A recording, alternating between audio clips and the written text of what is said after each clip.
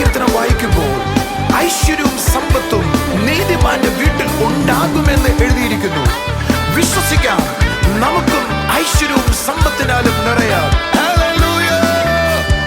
ഐശ്വര്യവും സമ്പത്തും എന്റെ കൂടാരത്തിൽ, ഐശ്വര്യവും സമ്പത്തും എന്റെ കൂടാരത്തിൽ.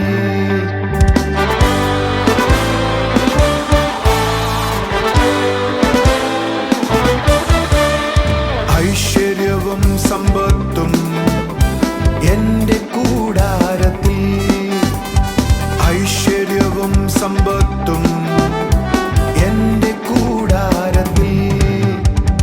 ദുർവർത്തമാനം എന്നെ ഭയപ്പെടുത്തുകയില്ല, ദുർവർത്തമാനം എന്നെ ഭയപ്പെടുത്തുകയില്ല.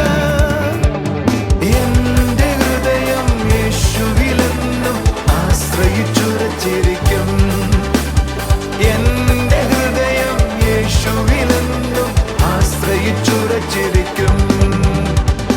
ഐശ്വര്യവും സമ്പത്തും എന്റെ കൂടാരത്തിൽ, ഐശ്വര്യവും സമ്പത്തും എന്റെ കൂടാരത്തിൽ. കർത്താവിൻ്റെ വന്യനാമം മഹത്വപ്പെടുമാറാകട്ടെ. അനുഗ്രഹിക്കപ്പെട്ട ഈ നല്ല ദിവസത്തിനായി നമുക്ക് ദൈവത്തെ സ്തുതിക്കാം. നമ്മൾ ക്രിസ്തീയതയെക്കുറിച്ചിട്ട് എങ്ങനെയാണ് മനസ്സിലാക്കിയിരിക്കുന്നത്? യഥാർത്ഥത്തിൽ ക്രിസ്തീയത എന്ന് പറയുന്നത് ഒരു ഇൻഫർമേഷനിലല്ല ആയിരിക്കുന്നത്, അതിനേക്കാൾ ഉപരിയായിട്ട് ഒരു വ്യക്തിയുടെ ലൈഫിൽ ലഭിക്കുന്ന റെവലേഷൻ അനുസരിച്ചിട്ടാണ് ആ ക്രിസ്തീയതയെ അളക്കുവാൻ കഴിയുന്നത്. ഇന്ന് നമ്മൾ ഈ മെസ്സേജ് കേൾക്കുമ്പോൾ നിങ്ങളുടെ ലൈഫിൽ യഥാർത്ഥത്തിൽ എന്താണ് ഈ റെവലേഷൻ എന്ന് പറയുന്നത്, എന്താണ് ഇൻഫർമേഷൻ എന്ന് പറയുന്നത്, ഈ റെവലേഷനിലൂടെ എന്താണ് എനിക്ക് മനസ്സിലാക്കുന്നത്, നമുക്കതൊന്ന് ചിന്തിക്കാം. നമുക്ക് ആ മെസ്സേജിലേക്ക് പോകാം.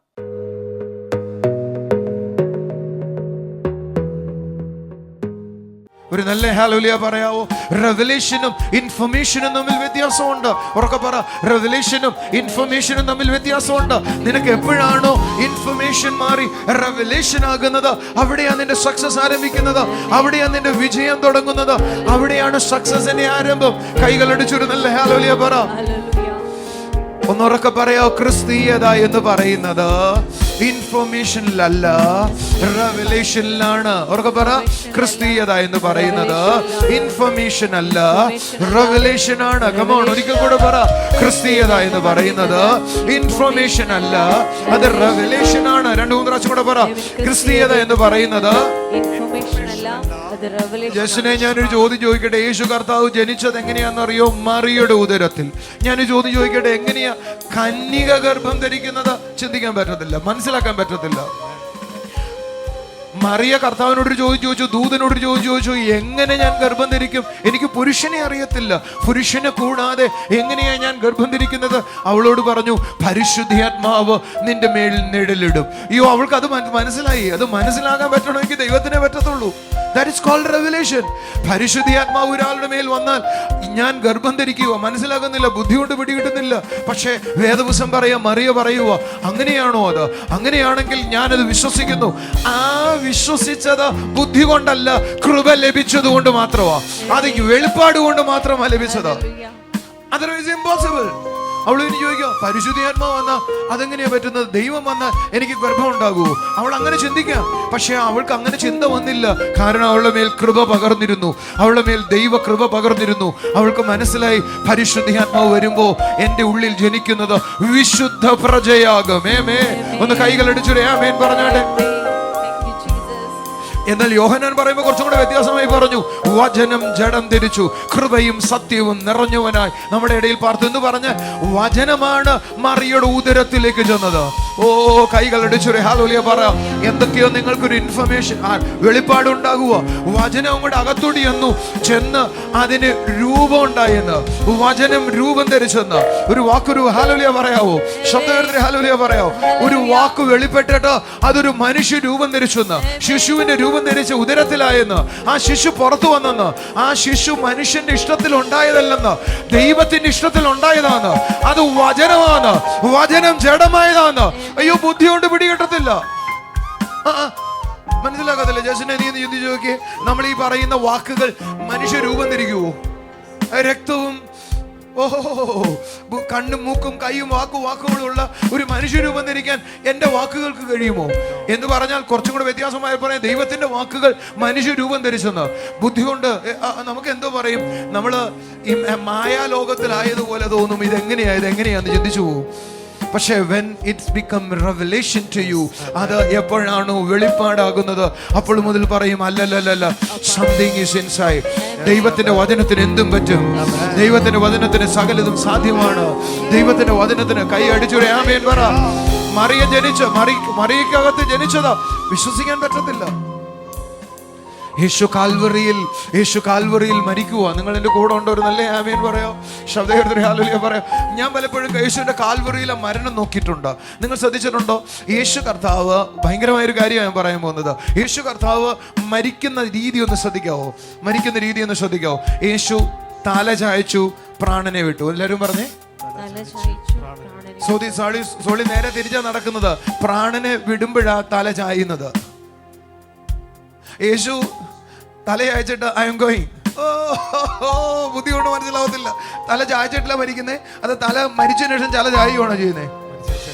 മരിച്ചു കഴിയുമ്പോ കഴുത്തൊടിയോ ചെയ്യുന്നത്, അങ്ങനെയല്ലേ? യേശു പറഞ്ഞു, നോ, മരണത്തിനെ എന്നിൽ കൊണ്ടുവരുന്ന ഒരു റിഫ്ലക്ഷനും എന്നെ കൊണ്ടുവരാൻ പറ്റത്തില്ല. ഞാൻ തല ചായ്ക്കും, എന്നിട്ട് എന്റെ പ്രാണനെ ഞാൻ വിടും. നമ്മുടെ ബുദ്ധി കൊണ്ട് മനസ്സിലാക്കാൻ പറ്റത്തില്ല. തന്റെ ഇഷ്ടം. യേശു പറഞ്ഞു, ഞാൻ എൻ്റെ ജീവനെ, എനിക്ക് വേണമെങ്കിൽ ജീവനെ എടുക്കാം, ജീവനെ കൊടുക്കാം. നമുക്ക് മനസ്സിലാക്കത്തില്ല. വീണ്ടും ജീവനെ നഷ്ടപ്പെടുത്താനും അത് വീണ്ടും പ്രാപിപ്പാനും പിതാവിൽ നിന്ന് എനിക്ക് അധികാരം പ്രാപിച്ചിരിക്കുവോ? യോഹന്നാൻ 5-ാം അധ്യായത്തിൽ പറഞ്ഞ വാചകോ, ജീവനെ നഷ്ടപ്പെടുത്തുവാനും ജീവനെ അത് തിരികെ പ്രാപിക്കുവാനും. എനിക്ക് ക്രൂശിലേക്ക് നോക്കിയപ്പോൾ എനിക്ക് മനസ്സിലായി, ജീവനെ ഉപേക്ഷിക്കാൻ യേശുവിന് കഴിയും. അതാർക്ക് കഴിയും? ബുദ്ധി കൊണ്ട് മനസ്സിലാക്കാൻ പറ്റത്തില്ല. കട്ടിയായി പോയ യേശുവിനെ തിരിച്ചിറങ്ങി വരണം. ഒരു നല്ല ഹല്ലേലൂയ പറഞ്ഞേ. ഞാൻ പറയാൻ ശ്രമിക്കുന്നത് എന്നാന്നറിയോ? നമ്മുടെ ബുദ്ധി കൊണ്ട് ക്രിസ്തീയ കാര്യങ്ങളെ അണ്ടർസ്റ്റാൻഡ് ചെയ്യാൻ ഇറ്റ് ഈസ് ഇംപോസിബിൾ, സാധ്യമല്ല. യേശു എൻ്റെ ഉള്ളിൽ വസിക്കുന്നു എന്ന് എനിക്ക് മനസ്സിലാക്കാൻ ബുദ്ധി കൊണ്ട് പറ്റില്ല. ഒന്നുകൂടെ പറഞ്ഞ്, യേശു എൻ്റെ ഉള്ളിൽ വസിക്കുന്നു എന്ന് ബുദ്ധി കൊണ്ട് മനസ്സിലാക്കാൻ പറ്റില്ല. ഒന്നുകൂടെ പറ, യേശു എൻ്റെ ഉള്ളിൽ വസിക്കുന്നു എന്ന് ബുദ്ധി കൊണ്ട് മനസ്സിലാക്കാൻ പറ്റത്തില്ല. ശിഷ്യന്മാർ യേശു ഉയർത്തെഴുന്നേറ്റത് അവരുടെ അടുത്ത് വന്നിട്ട് യേശുവിനെ കാണാനില്ല. ഒരു ഹല്ലേലൂയ പറയാമോ? യേശു ഉയർത്തെഴുന്നേറ്റ കാര്യം ആർക്കും വിശ്വസിക്കാൻ പറ്റുന്നില്ല.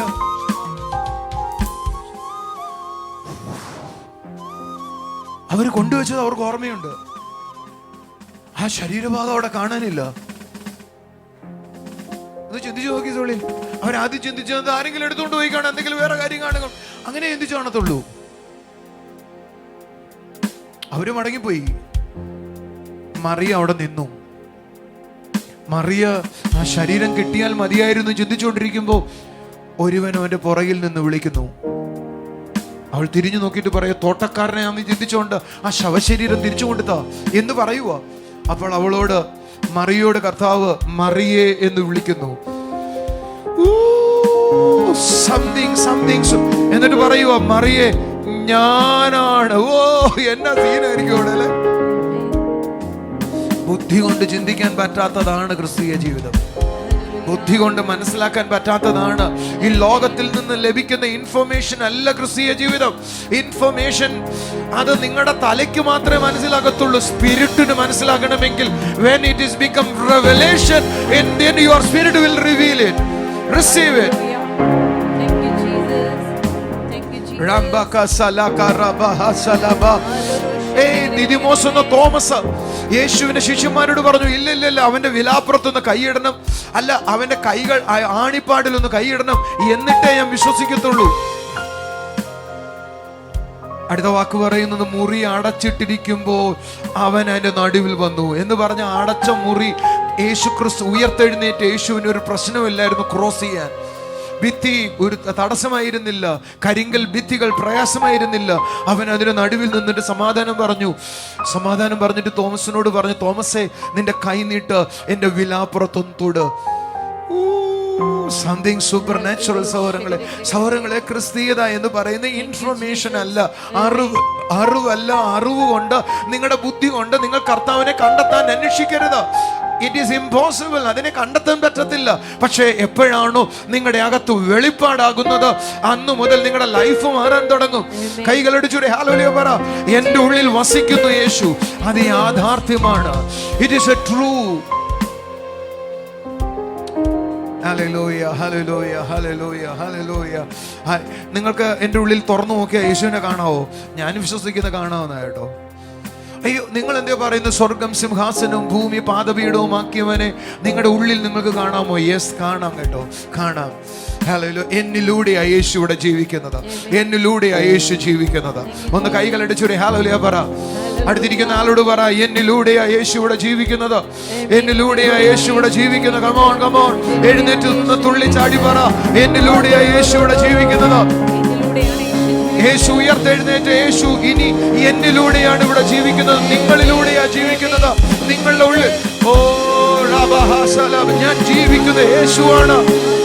എന്നിലൂടെ യേശു ജീവിക്കുകയാണ്. ആത്മാവിലൊന്ന് ആരാധിച്ച് എന്നിലൂടെ യേശു ജീവിക്കുകയാണ്. കമോൺ, കമോൺ, വായി തുറന്ന് പറ, എന്നിലൂടെ യേശു ജീവിക്കുകയാണ്. ഉയർത്തെഴുന്നേറ്റവനേ അങ്ങേ ഞങ്ങൾ ആരാധിക്കും. ഒരിക്കൽ കൂടെ, ഉയർത്തെഴുന്നേറ്റവനേ അങ്ങേ ഞങ്ങൾ ആരാധിക്കും. ജീവന്റെ ഉടയവനേ അങ്ങേ ഞങ്ങൾ ആരാധിക്കും. ഒരിക്കൽ കൂടെ, ജീവന്റെ ഉടയവനേ അങ്ങേ ഞങ്ങൾ ആരാധിക്കും. ആരാധന, ഓ ഓ ഹോശാന, ആരാധന, ഓ ഓ ഹോശാന. ഒരിക്കൽ കൂടെ, ആരാധന, ഓ ഓ ഹോശാന. ഉയർത്തെഴുന്നേറ്റവനേ അങ്ങേ ഞങ്ങൾ ആരാധിക്കും. ഉയർത്തെഴുന്നേറ്റവനേ ഓഹോ അങ്ങേ ഞങ്ങൾ ആരാധിക്കും. ജീവന്റെ ഉടയവനേ അങ്ങേ ഞങ്ങൾ ആരാധിക്കും. ജസ്റ്റിനെ ഞാൻ പലപ്പോഴും അപ്പോസ്തല പ്രവൃത്തി വായിക്കുമ്പോഴേ എനിക്കുള്ളിൽ ഇങ്ങനെ തോന്നൽ വരാറുണ്ട്. യേശു ശിഷ്യന്മാരോട് സംസാരിച്ചതിന് ശേഷം അവൻ ഉയർത്തെഴുന്നേറ്റ് യേശു എന്ത് ചെയ്തു? ആകാശത്തിലേക്ക് എടുക്കപ്പെട്ടു, മുകളിലേക്ക് പോയി. നിങ്ങൾ ചിന്തിക്കണേ. ഞാൻ സിനിമകളിലൊക്കെ കണ്ടിട്ടുണ്ട് ജേസനെ, ഈ ഒരാള് തറയിൽ നിൽക്കുന്നയാള് മെല്ലെ പൊങ്ങി പൊങ്ങി പൊങ്ങി പൊങ്ങി പൊങ്ങി പൊങ്ങി പൊങ്ങി പൊങ്ങി പൊങ്ങി. എങ്ങോട്ടായിരിക്കും യേശു പോയത്? അപ്പൊ സ്വർഗം മേളിലാണോ താഴെയാണോ? A lot of questions are there. Soly ശ്രദ്ധിക്കുന്നു. യേശു എന്ത് ചെയ്തു? ഡിസെൻഡഡ് ആയി. അവിടെ എഴുതിയിരിക്കുന്ന വാചകം മെല്ലെ മെല്ലെ മെല്ലെ മെല്ലെ മെല്ലെ മെല്ലെ മെല്ലെ ആകാശത്തിലേക്ക്, മേഘങ്ങളിലെ നടുവിലേക്ക് യേശു എന്ത് ചെയ്തു? ഞാൻ ഇവിടുന്ന് ചിന്തിക്കുവേ, ഈ തലേക്ക് മനസ്സിലാവത്തില്ല അല്ലേ? ശിഷ്യന്മാർ ആകാശത്തിലേക്ക് നോക്കിക്കൊണ്ടിരുന്നപ്പോൾ രണ്ട് ദൂതന്മാർ വന്നിട്ട് പറഞ്ഞു, നിങ്ങൾ ആ പോയ കർത്താവ് വീണ്ടും ഇതുപോലെ വരും കേട്ടോ. ഏതോ നമ്മൾ കാണുന്ന സിനിമയിലെ ചിത്രം പോലെയല്ലേ നമുക്കിത് കേട്ടാ തോന്നത്തുള്ളൂ. ഇത് യാഥാർത്ഥ്യമാണെന്ന് എങ്ങനെ മനസ്സിലാകും? ശരിക്കും ശരിയാണോ ജസ്നെ? ഇത് നമ്മുടെ അകത്ത് 100 ചോദ്യങ്ങൾ വരാകാവുന്ന ഒരു സാധനമാണ്, ഒരു വാക്യമാണ് ഞാൻ ഈ പറഞ്ഞ്. സത്യത്തിൽ ആ കർത്താവ് അങ്ങനെ പോയ ആ കർത്താവ് അങ്ങനെ വരുമെന്ന് പറഞ്ഞ അതേ കർത്താവ് നിങ്ങളിൽ ഓരോരുത്തരിലും വസിക്കുന്നു എന്നാണ് യാഥാർത്ഥ്യം. ഒരു നല്ല ഹല്ലേലൂയ പറഞ്ഞാട്ടെ. ഞാൻ ഒരു പടി കൂടെ ആഴത്തിലേക്ക് പോകണമെന്നാ ചിന്തിക്കുന്നത്. നോക്ക, അതുകൊണ്ടാണ് പൗലോസ് പറഞ്ഞ് ഇത് പൂർവ്വകാലങ്ങൾക്ക് മറഞ്ഞു കടന്നിരുന്ന മർമ്മമാ, രഹസ്യമാ. എല്ലാവരും പറഞ്ഞ് രഹസ്യമാ. ഉറക്കെ പറ, രഹസ്യമാ. എന്താണ് രഹസ്യം? എന്താണ് രഹസ്യം? ആർക്കും മനസ്സിലാക്കാൻ പറ്റാത്തതായിരുന്നു. ഇസ്രായേലിനെ കുറിച്ച് വേദപുസ്തകം പറയുന്ന സംഖ്യാപുസ്തകം 20-21 ഇസ്രായേലിൽ കഷ്ടതയില്ല, യാക്കോബിൽ തിന്മ കാണുവാനില്ല, രാജകോലാഹലം അവരുടെ ഇടയിലുണ്ട്, ദൈവം അവരുടെ ഇടയിൽ വസിക്കുന്നു. അതവർക്ക് മനസ്സിലാകുമായിരുന്നു.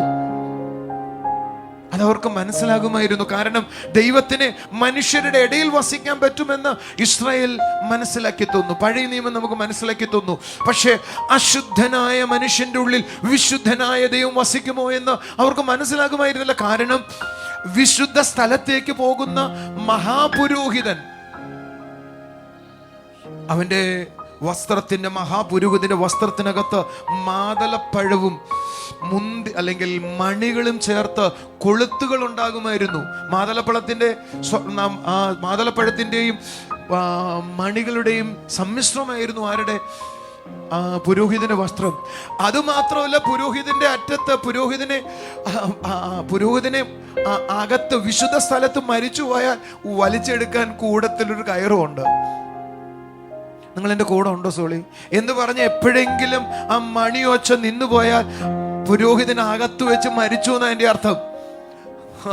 എന്ന് പറഞ്ഞ ജനങ്ങളുടെ പാപത്തിന്റെ പരിഹാരത്തിന് വേണ്ടി ദൈവം തെരഞ്ഞെടുത്ത അതിവിശുദ്ധനായ മനുഷ്യന് പോലും വിശുദ്ധിയിൽ ഒരു ചെറിയ വീഴ്ച വന്നാൽ ആ സാന്നിധ്യത്തിനകത്ത് മരണം സംഭവിക്കുമെന്ന്.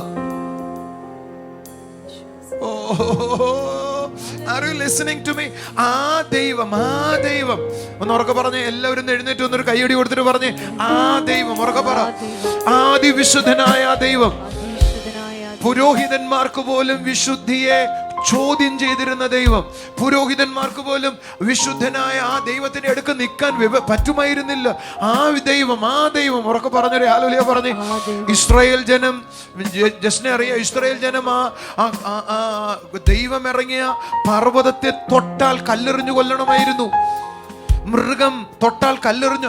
തീ കൊണ്ട്, പുക കൊണ്ടും ആ കാഹള ശബ്ദം കൊണ്ടും ആ മല, ആ പർവ്വതം നിറഞ്ഞു. ആ ദൈവം, അത്രയും ശക്തനായവൻ എൻ്റെ അകത്ത് വാസം ചെയ്യുന്നു എന്ന്. അൺഇമാജിനബിൾ, അണ്ടർസ്റ്റാൻഡബിൾ അല്ല. അത് മനസ്സിലാക്കാൻ പറ്റത്തില്ല, ചിന്തിക്കാൻ പറ്റത്തില്ല. അതിവിശുദ്ധനായവൻ, മനുഷ്യർക്ക് ആർക്കും അടുത്തുകൂടാത്ത വെളിച്ചെലുത്തി വസിക്കുന്നവൻ, ആർക്കും അവന്റെ അടുക്കൽ ചെല്ലാൻ കഴിയാത്തവൻ, ആ ദൈവം എൻ്റെ അകത്ത് വസിക്കുന്നു എന്ന്. സത്യമായും അത് ശരിയാണ് എന്ന് എനിക്ക് മനസ്സിലാകണമെങ്കിൽ എനിക്ക് വെളിപ്പാടുണ്ടാകണം, റെവലേഷൻ ഉണ്ടാകണം. അത് അകത്ത് പിടികിട്ടണം. അത് മനസ്സിലായാൽ പിന്നീട് ആ വ്യക്തി അസാധാരണമായി അല്ലാതെ ജീവിക്കാൻ കഴിയത്തില്ല. അയാൾക്കൊരു സാധാരണ ജീവിതം പറ്റത്തില്ല. ക്രിസ്തീയതയെ നമുക്ക് ബുദ്ധി കൊണ്ട് അളക്കാൻ കഴിയത്തില്ല. യേശു എൻ്റെ ഉള്ളിൽ വസിക്കുന്നു എന്ന് പറയുന്നതാണ് യാഥാർത്ഥ്യം. എന്നിലൂടെയാണ് കർത്താവ് ജീവിക്കുന്നത്. ഇതൊരിക്കലും ഒരു ഇൻഫർമേഷനിലൂടെ മനസ്സിലാക്കാൻ കഴിയത്തില്ല. അത് ഒരു റെവലേഷനിലൂടെ, അല്ലെങ്കിൽ നമുക്ക് ലഭിക്കുന്ന ആത്മീയ ബോധ്യത്തിലൂടെ, ആത്മാവിനാൽ എനിക്ക് ലഭിക്കുന്ന ആ വെളിപ്പാടിനാൽ മാത്രമാണ് ഇതെനിക്ക് മനസ്സിലാക്കാൻ കഴിയുന്നത്. ഹല്ലേലൂയ. അഖിലാണ്ടത്തിൻ്റെ ഉടയവനായ കർത്താവ് എൻ്റെ ഉള്ളിൽ വസിക്കുന്നു. ഞാൻ ചെയ്യുന്നത്, അല്ലെങ്കിൽ എന്നിലൂടെ കർത്താവ് ചിലത് ചെയ്യുന്നു. കർത്താവ് നിങ്ങളെ ഓരോരുത്തരെയും അതിനാണ് അവങ്കിലേക്ക് വിളിച്ചത്. നിങ്ങൾ ഓരോരുത്തരും ക്രിസ്തുവിൻ്റെ ശരീരമാകുന്നു. നമുക്ക് ഇനി ചില സാക്ഷ്യങ്ങളിലേക്ക് പോകാം.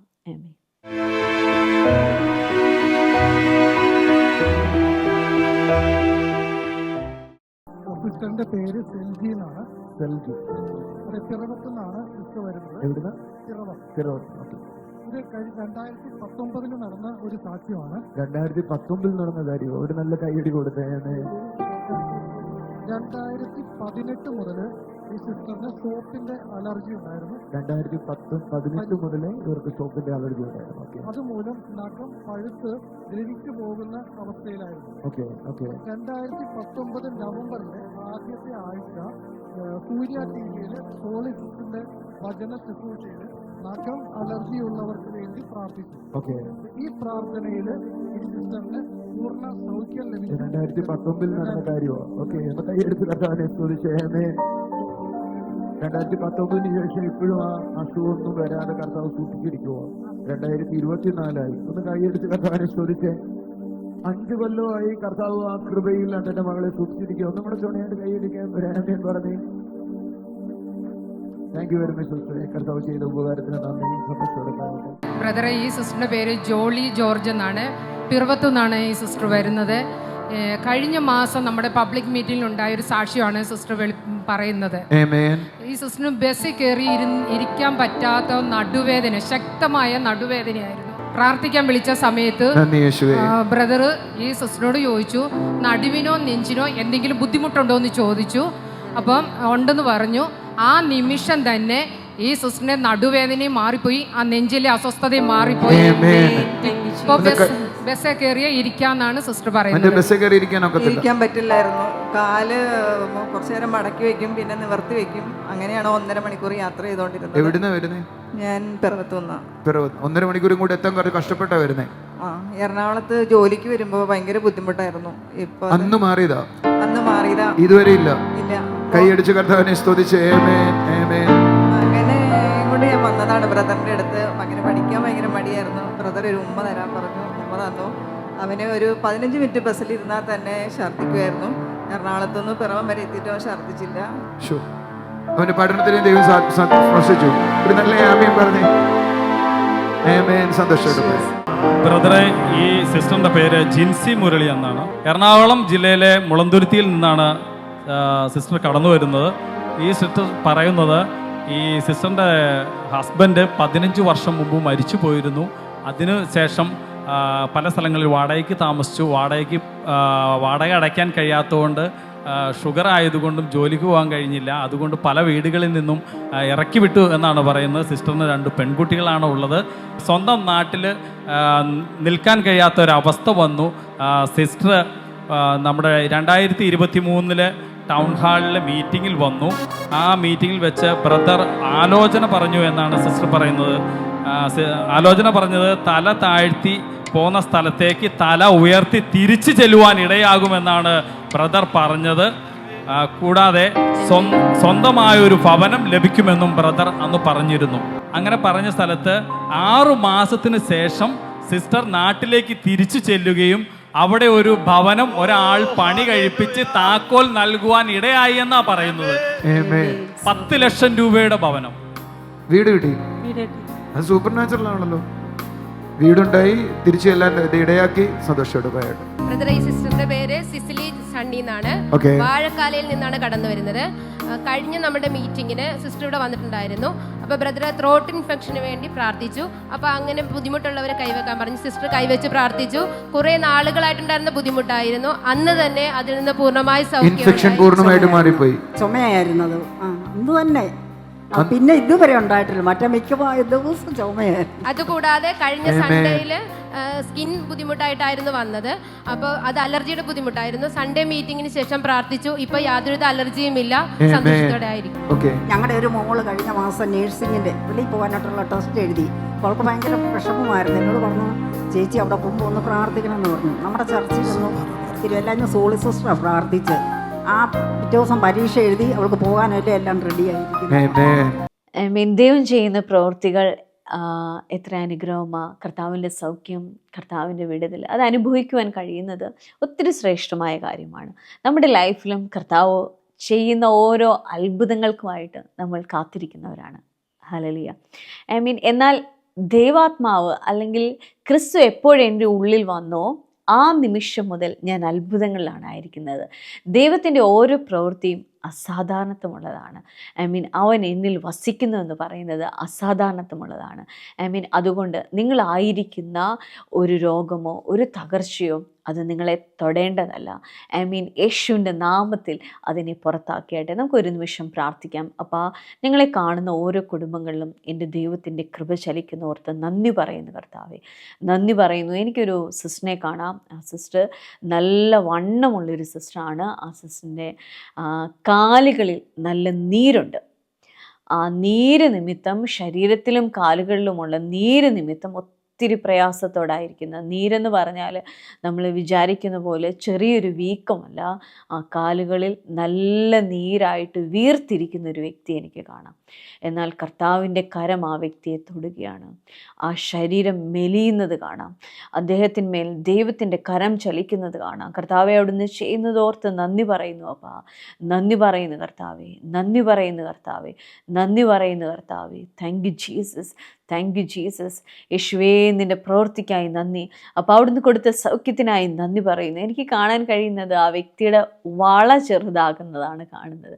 വസ്ത്രവും എല്ലാം ചെറുതാവും, പക്ഷേ കർത്താവിനെ കാണിക്കുകയാണ് തൻ്റെ കൈകളിൽ കിടക്കുന്ന വള പോലും ഊരിപ്പോകുന്ന വിധത്തിൽ തൻ്റെ ശരീരം മെലിയാൻ പോവുകയാണ്.